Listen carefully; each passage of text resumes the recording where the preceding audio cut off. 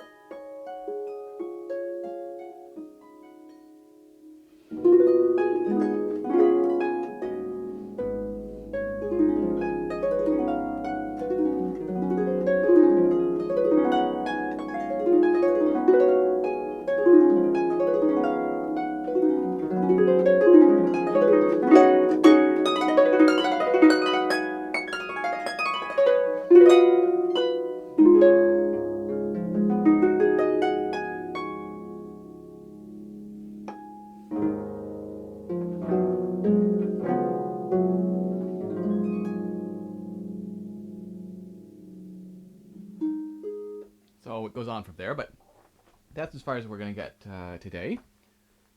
So let's just take a quick look at what's going on.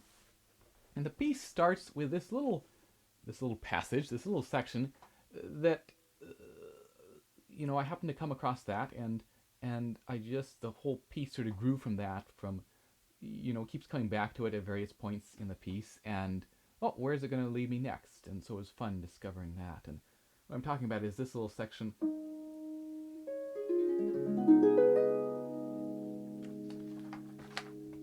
And of course, it's the opening, we start with this harmonic. So one of the things to make sure is that you want to get that really nice harmonic right off the bat. And I know some people will mark, often both for flat, natural, and sharp, the midpoint on the string. I don't, partly because I like that adrenaline rush of not knowing for sure whether I'm going to get it, and also I'll sort of that arrogance of, of course I'm going to get it, and it's kind of fun, but you do have a little bit more leeway because it's the largest string rather than starting off on something up, some high note like that. And another thing to be aware of with this harmonic is that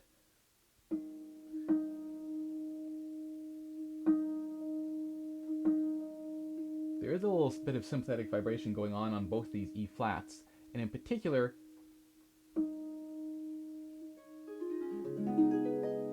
when you go to place this, if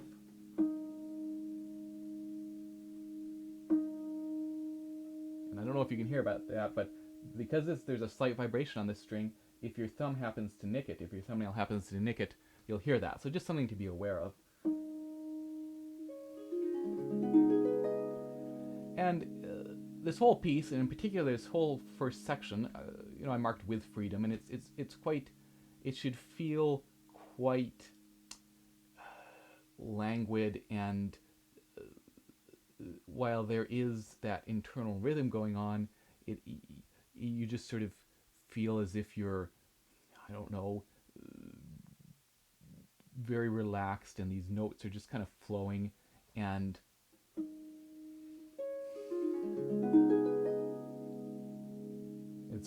it's not sort of really rhythmic or anything like that. And then it repeats. And of course, anytime musically where you have, in particular in classical music, you might have a little section and another little section. And there's a strong sort of call to do a bit of a echo effect there, so that we have,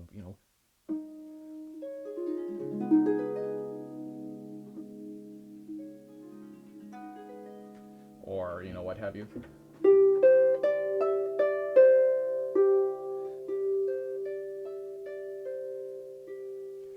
Now, I'm not a huge fan of doing a huge echo effect. I think it sometimes gets a little bit too predictable, and I want something often a little more subtle.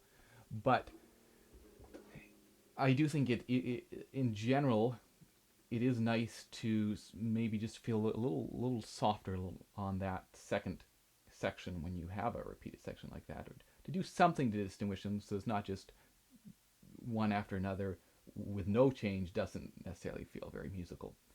And in this case, I think that first one, if anything, is going to be a little bit louder because it's the first time we're hearing anything. We're starting the piece, and in general, like those first notes in a piece can often be just a little bit slower, so that we can figure out what we're hearing. Like maybe it's a fast piece that starts with some fast notes, but it can be just a little bit slower so that we can distinguish what's happening. You want to make those opening notes particularly distinct, so that our ear sort of catches up to that and then can go ahead even if it's going faster. And again, with the opening of a piece, you want to make sure that it's a little louder in it, that it's heard. So I think, again, a sort of a subtle echo effect of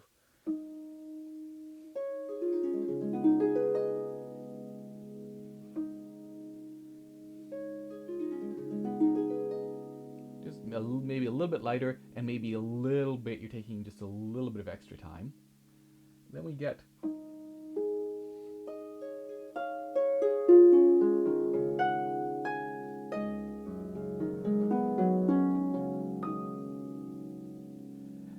and again, it's just kind of meandering along, and we're definitely building, but what I would try to avoid throughout this whole section is to have it feel too sectionalized. We want to make sure that, I've got a fermata at the end of this second before, but even though there's some space, you want to make sure that the whole thing is leading into the next note. Each note, even this long note here,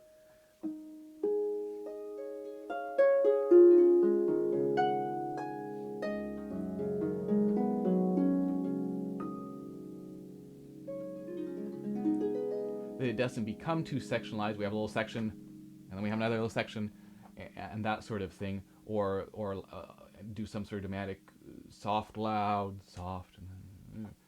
So in this case, it does feel as if it wants to build here.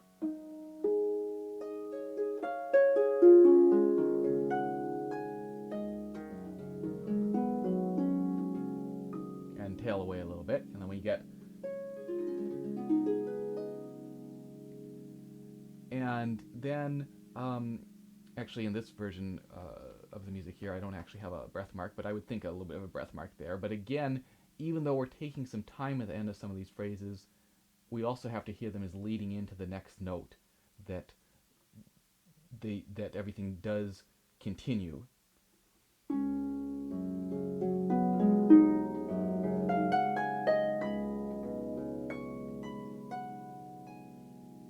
And there, it's nice to do a little, but not too much, right? That could be very predictable.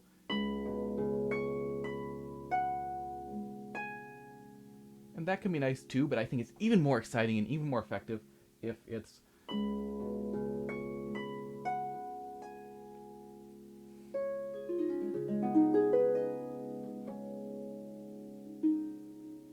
with. It's that, again, it's oftentimes the most exciting way to play something, or the most effective way to play something musically, is when you're placing a note just a little bit before, a little bit after where someone might expect it to come, so that when it becomes too predictable,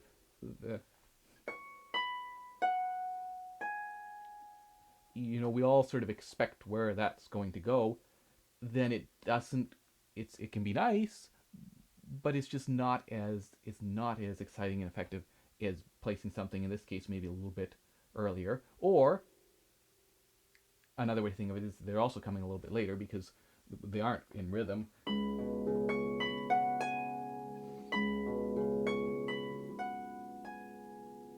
And actually I would have liked that last note to be just a tiny little bit later there that time. But anyway, so that's something to play around with, trying to do something subtle with that. And this whole section is a place to think about the left hand and muffling.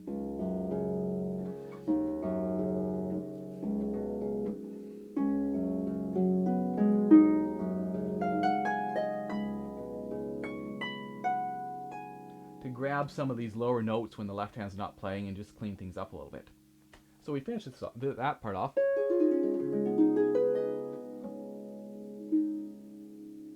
And now, I've marked some metronome markings in here.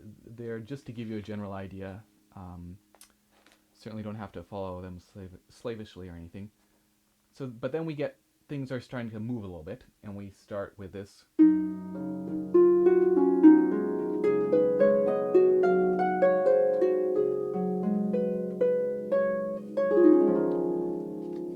And now we get this whole section of sort of downward arpeggios, and that's something that the harp does quite nicely. It's a very harp-like effect, very, from the little fountain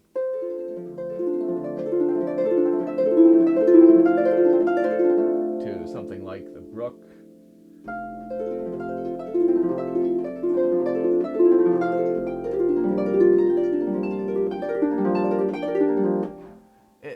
It suits the instrument very well. And in this case, let me just get my pedals back here. We've got this section with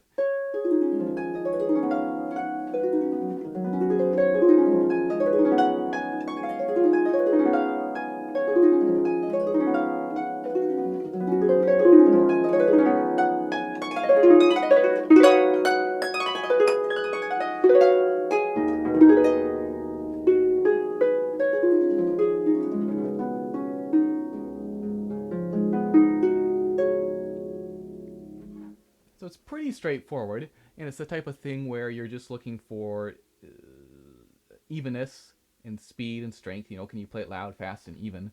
Not that it's actually that loud, a lot of it, but just that's when you're practicing it, you can you can practice it slowly.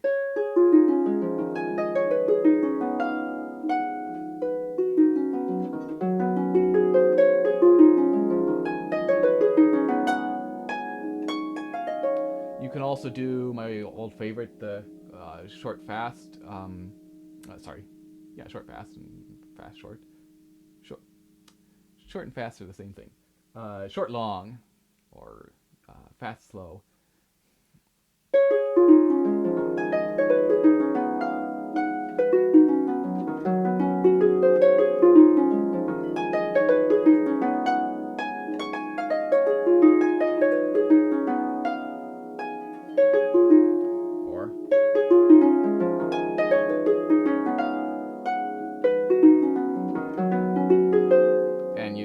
Fudge it, because I think we have a maybe not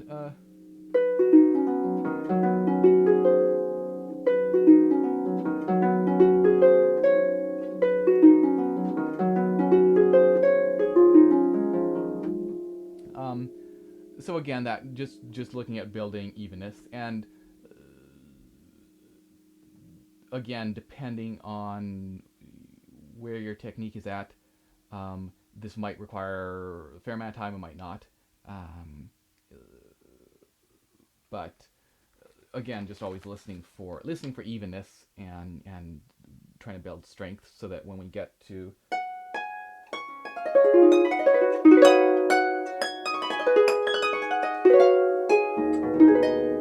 It can be nice and loud and strong. And this little one going down, you know, you're just going right down, right into, or what do we?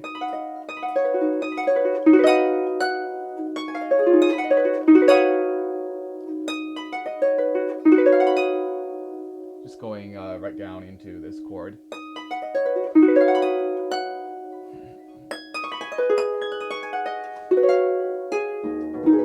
There's a little section to think about buzzing, being able to sneak 4 in there.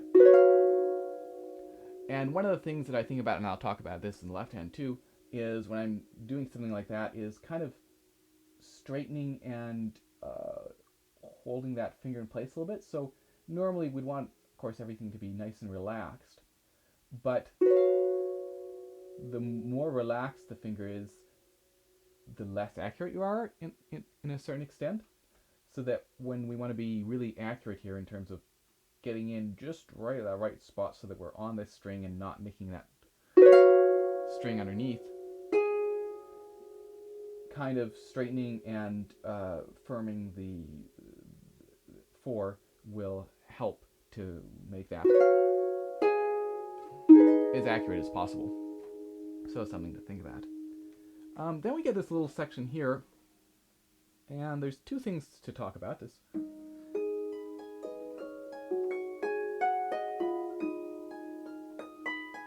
start with the rhythm. So basically, we're kind of playing around with both 4 against 3, or 4 and 3, and also there's some 3 against 2 going on. So let's look at the right hand first. We get this.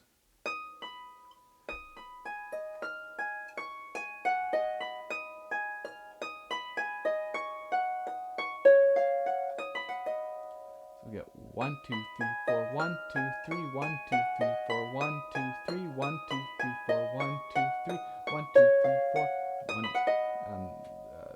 16th triplets there. So it may be that you're used to hearing 4s and 3s, and that feels natural, that feels fine. But one of the things you can do with that is to take a metronome and try just, say, maybe beating out on your knee or something, 4 for a while. 1, 2, 3, oops. 1, 2, 3, 4, 1.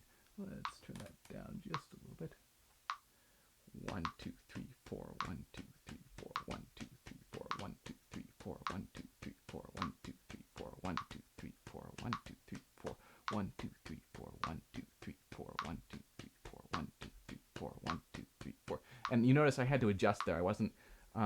It took me a little while to get actually into rhythm, because you start 1, 2, 3, 4. Oops, 1, 2, 3, 4. 1, 2, 3, 4. 1, 2, 3, 4. 1, 2, 3, 4. 1, 2, 3, 4. 1, 2, 3, 4. 1, 2, 3, 4. But eventually, then you're synced in. You're feeling that 4, and then we'll do the same thing for 3. And again, it might take a moment or 2 to get sort of synced into that. 1, 2, 3, 1, 2, 3, 1, 2, 3, 1, 2, 3, 1, 2, 3, 1, 2, 3. This is at 52, by the way. And then, once you're sort of feeling both of those, try to switch between them. Start with 4, make sure you're synced in, then see if you can switch to 3. 1, 2, 3, 4, 1, 2, 3, 4, 1, 2, 3, 4, 1, 2, 3, 4, 1, 2, 3, 4, 1, 2, 3, 1, 2, 3, 2, 3, 1, 2, 3, 1, 2, 3, 4, 1, 2, 3, 4, 1, 2, 3, 4, 1, 2, 3, 4, 1, 2, 3, 1, 2, 3, 1, 2, 3. Then you can see if you can do like a bar of 4 and a bar of 3. 1, 2, 3, 4, 1, 2, 3, 1, 2, 3, 4, 1, 2, 3, 1, 2, 3, 4, 1, 2, 3, 1, 2, 3, 4, 1, 2, 3, 1, 2, 3, 4, 1, 2, 3. And kind of get that feeling so you can hear how.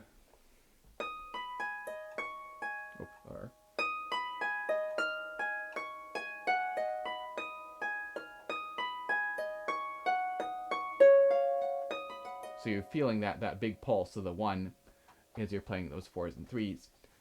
And then, of course, with the left hand, we start out.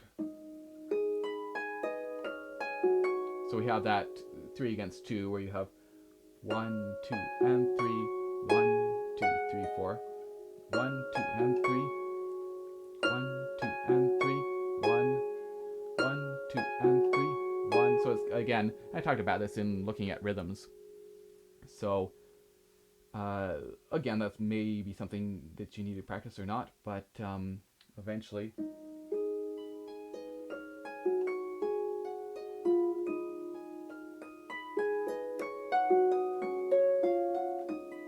And while probably as you're learning, you're going to be paying more attention to the right hand. Once you're comfortable with it, you want to listen to the left hand and or record it and just check, is this,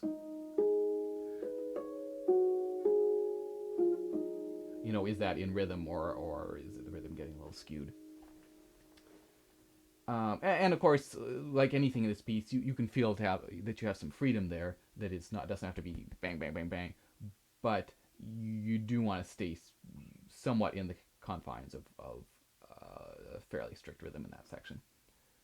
And then the other thing to think about is the left hand, because we have these harmonics. And just remembering which notes are natural and which are flat, because they're going to, flat now is the natural, going to have to move down a little bit and back to flat again. Still flat, and then another natural, and then back to flat.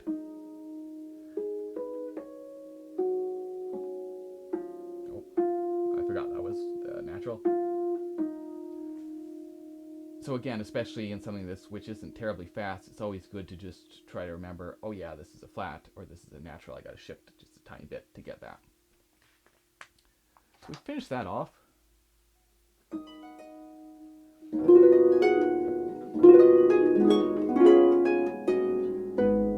Got some big chords here. That first one can be a bit of a break, but then the rest of them have to be fairly flat just to get everything in time, because we're coming back into this.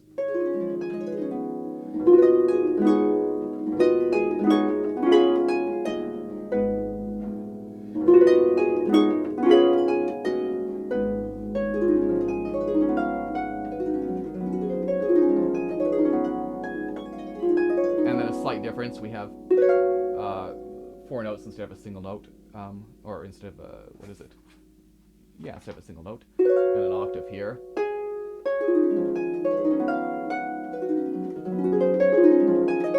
And again, we have this going down into a chord.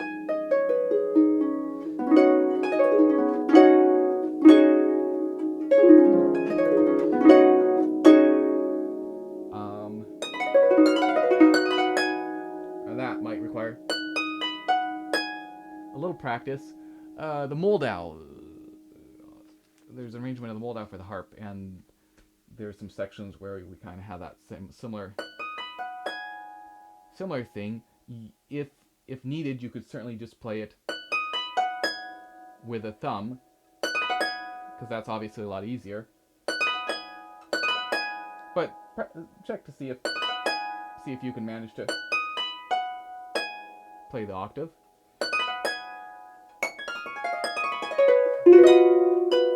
And then here, you're going to have to jump down as fast as possible so that it doesn't feel like there's a break.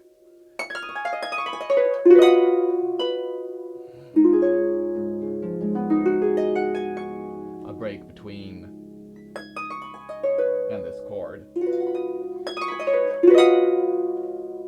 And then finally we have this funny little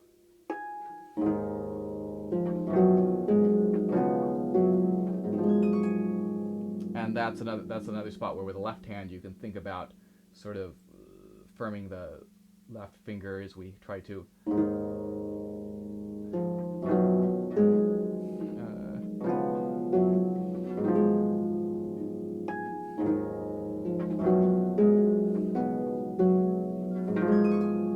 or doing whatever you need to do to play that without a bunch of buzzing.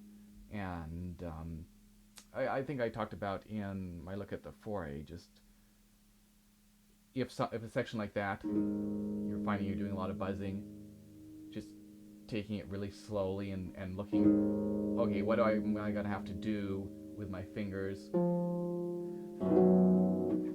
to avoid buzzing or muffling some notes as I'm placing or whatever.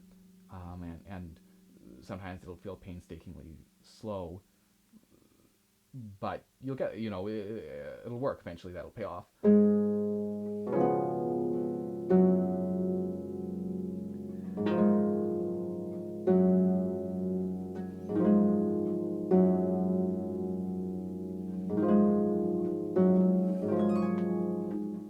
So that's where we'll leave it. Then we're coming up to a